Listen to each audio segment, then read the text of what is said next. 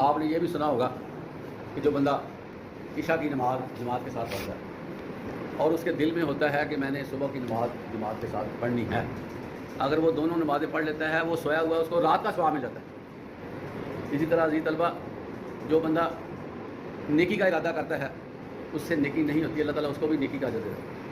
اسی طرح عزیز طلبہ، جو بندہ نیکی کا ارادہ کر لیتا ہے اور نیکی بھی کر لیتا ہے، اس کو اللہ تعالیٰ ایک نیکیوں کا ثواب 10 گنا کر دیتے ہیں، 10 نیکیاں اس کو ملتی ہیں۔ اور اسی طرح جو ہمارے اوپر فرائض ہیں اس کو کما حقوق ادا کرنا بھی بڑی ضروری ہے، اور جتنی ہماری عبادات ہیں نا ان سب کا فائدہ بڑا جاتا ہے۔ مثلا ہم نماز پڑھتے ہیں، یہ عبادت ہے اور ٹاپ پر عبادت ہے، بڑی ہی زیادہ عبادت ہے۔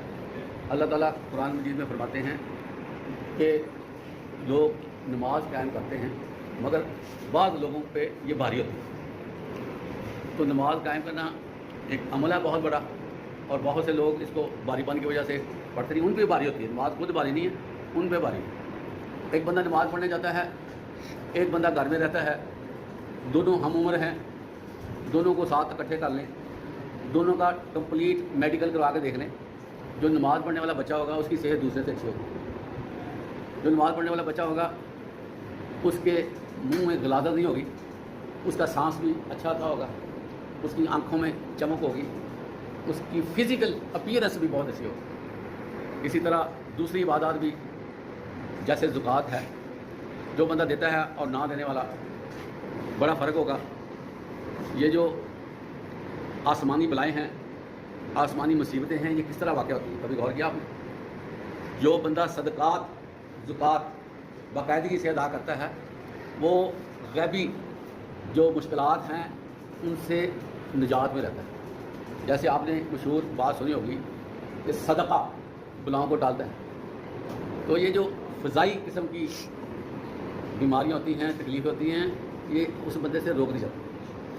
حدیث مبارکہ ہے کہ ایک بندے پہ تکلیف کمپلسری ہو چکی ہوتی ہے کہ اس بندے نے تکلیف میں مبتلا ہونا ہے، لیکن اس تکلیف کے آنے سے پہلے ابھی اس کو پتہ نہیں ہوتا، لیکن وہ صدقہ خیرات کر دیتا ہے تو اس تکلیف کو روک دیا جاتا ہے۔ اسی طرح عزیز طلبہ، آپ نے یہ سنا ہوگا یا پڑھا بھی ہوگا کہ جو بندہ بچہ یا بچی دنیا میں آتے ہیں تو جو آسمانی بلائیں ہیں نا ان کو تکلیف بڑی ہوتی ہے، وہ بچے کو اپنے اینٹی سمجھتے ہیں، کیونکہ دشمنی ہے ہماری شیطان کے ساتھ، کرپٹ جنوں کے ساتھ ہماری دشمنی ہے، تو اس کی خواہش ہوتی ہے کہ یہ جو بچہ ہے نا اس کو تکلیف ہو جائے، وہ سرگرم ہو جاتے ہیں تکلیف دینے کے لیے۔ آپ نے دیکھا ہوگا بچے کو شیطان ہو جاتا ہے، بچے کو پیدا ہوتے ہی ٹوٹیاں لگ جاتی ہیں، اس کے اور مسائل ہو جاتے ہیں، چھوٹا سا بچہ بھی پہلے دن کا، 2 دن کا، 4 دن کا، اس کو مسائل سے کوئی چاہت ہو جائے، اس کا ٹریٹمنٹ بھی یہی صدقہ ہے کہ آپ اس کے بال کٹوائیں اور اس کے ہم پلہ چاندی صدقہ کر دیں، اور اسی طرح 7ویں دن اس کا عقیقہ کریں، اللہ کی راہ میں گوشت بانٹ دیں، بلائیں ٹل جاتی ہیں۔ تو عزیز طلبہ، ہر عبادت میں اللہ تعالیٰ نے اس کے متبادل فائدے رکھے ہیں۔ حج میں انسان جاتا ہے تو انسان کو کئی مشکلات، سفری تکان، مسائل کا سامنا کرنا پڑتا ہے، پیسہ خرچ کرنا پڑتا ہے، کیونکہ حج جو ہے مالی عبادت نہیں ہے، حج وہ عبادت ہے جو مالی اور جسمانی دونوں طرح کی ہے۔ تو اس عبادت سے انسان بڑا کچھ سیکھتا ہے، اور جب حج کر کے واپس آتا ہے تو آپ دیکھیں کہ اس کے جسم میں تبدیلی آ چکی ہوتی ہے، اس کے جسم پہ ہلکا پن آ چکا ہوتا ہے۔ اور بہت سے لوگ حج کرنے گئے ہیں، وہ یہاں سے بیماری لے کر گئے ہیں، لیکن ان کا یہ کہنا ہے کہ وہاں جا کر ہمیں بیماری کا کوئی اثر نظر نہیں آیا، ہم بالکل ٹھیک رہے ہیں، اور واپس جب آئے ہیں دوبارہ اس بیماری کو دیکھیں۔ اسی طرح حج کے دوران جو آب زمزم پیا جاتا ہے، آب زمزم کے بارے میں روایت میں آتا ہے کہ جو بندہ جس مقصد کے لیے آب زمزم پیے گا اس کو اسی طرح کا فائدہ ہو جائے۔ فار ایگزامپل، جیسے ایک بندہ بھوک کو محسوس کرتا ہے، وہ اس حوالے سے پانی پیے کہ میری بھوک ختم ہو جائے، پانی پینے سے بھوک ہے۔ ایک بندے کو بیماری آ گئی ہے، کھانسی ہے اور مسائل ہیں، بخار ہے، فزیکلی مسائل بن گئے ہیں، تو وہ اس حوالے سے پانی پیے تو اس کو اس طرح فرق پڑتا ہے۔ تو اس طرح روزے ہیں عبادت، اس میں جو بندہ روزے رکھتا ہے مہینے کے، وہ جو سارا سال کی علائشیں جسم میں کھڑی رہتی ہیں، جسم جو ہے وہ موٹاپے کا شکار، فیٹ سے زیادہ ہو جاتے ہیں، آنتڑیوں کے مسائل بنے ہوئے ہیں، جگر کے مسائل ہیں، चर्बी चढ़ जाती है जिगर पे, तो 1 महीना रोज़े रखने से वो सारी चीज़ें ठीक होना शुरू हो जाती। इसी तरह अजीज़ तलबा, जितनी भी इबादत हैं वो इंसान को दुनिया में भी बहुत कुछ दे देती हैं, आखिरत में बहुत बड़ा उनका इनाम रखा। और जितनी इबादत हैं सारी बंदे की फ़िज़िकली और इसी तरह दिमागी सफाई कर देती है, रूहानी पाकीज़गी आती है, जिससे जो है बंदा कंप्लीट होता है।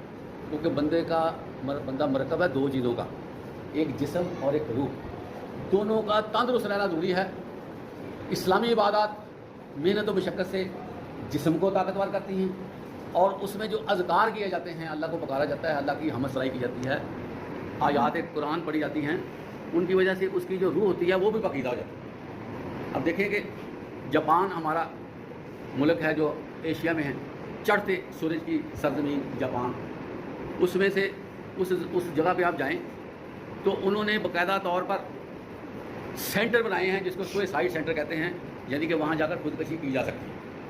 वहाँ की गवर्नमेंट ने खुदकशी करना उसको जायज़ करार दिया है और उसकी बाकायदा इजाज़त दी है। कितना बड़ा मुल्क है, लोग खुदकशी करना चाहते हैं। वहाँ पर सहूलतों की कमी तो है नहीं, वहाँ पर अनाज और चीज़ें हुकूमत की तरफ से सहूलियात कितनी ज़्यादा है, लेकिन इसके बावजूद वो खुदकशी करते हैं।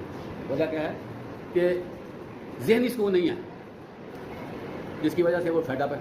तो अल्लाह ताला ने इन इबादत में दोनों तरह की सहूलियात दी हैं, फिज़िकल भी और मेंटली भी, जिसको हम रूहानी कहते हैं। रूहानी खुशी जो है, असल खुशी ये होती है, देखें ज़रा नोट करें, एक बंदा जितना मर्ज़ी इंजॉय कर ले, खेल तमाशा कर ले, गैर शरई हरकत कर ले, लेकिन उसके बाद फिर वही उसका मायूसी वाला हिसाब बने। ऐसे ही है ना, घंटा 2 घंटे 4 घंटे 6 घंटे कर लेगा, उसके बाद वही माहौल।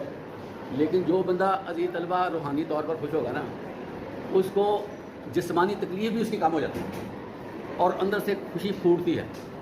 आज हम दुनिया में ना देखा देखी खुशियाँ ढूंढने चले गए हैं, फलां जगह सैर को चले जाओ, फलां विज़िट करके आओ, फलां माहौल देख के आओ, फलां को इंजॉय करके आओ। अजीज़ तलबा, इंजॉयमेंट दिल में है। जो बंदा अल्लाह की इबादत सिद्के दिल से करेगा, खुशो हवा से करेगा, समझदारी से करेगा और अल्लाह को अपने सामने पाएगा, तो उसको रूहानी खुशी तो मुसल्ले भी हो जानी है, उसको रूहानी खुशी तो सोते हुए हो जानी है, उसको तो चलते हुए रूहानी खुशी होती। तो सारी खुशी रूहानियात में है, जिस्मानी खुशी नहीं। इसलिए इस्लाम की जो इबादत हैं वो दूसरों से बड़ी मुख्तलिफ है। ये बंदे को हदीस में आता है कि जो बंदा सिदक से हज करता है ना, वो हज करने के बाद जब आता है ना, वो ऐसे हो जाता है जैसे उसकी माँ ने उसको अभी जना है, उसके सारे गुनाह माफ़ हो जाते हैं। बताएं कौन सा ऐसा मज़हब है जो बंदे के सारे गुनाह माफ़ हो जाते हैं? और यही है कि इस्लाम में इखलास है, मोहब्बत के साथ अल्लाह की इबादत करो और अल्लाह के साथ किसी को शरीक ना करो।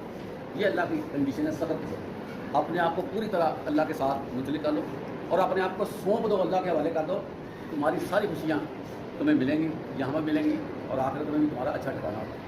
अल्लाह ताला हमें अच्छे तरीके से इबादत करने की तौफीक अता फरमाए। वाहिर दाना अल्हम्दुलिल्लाह रब्बिल आलमीन।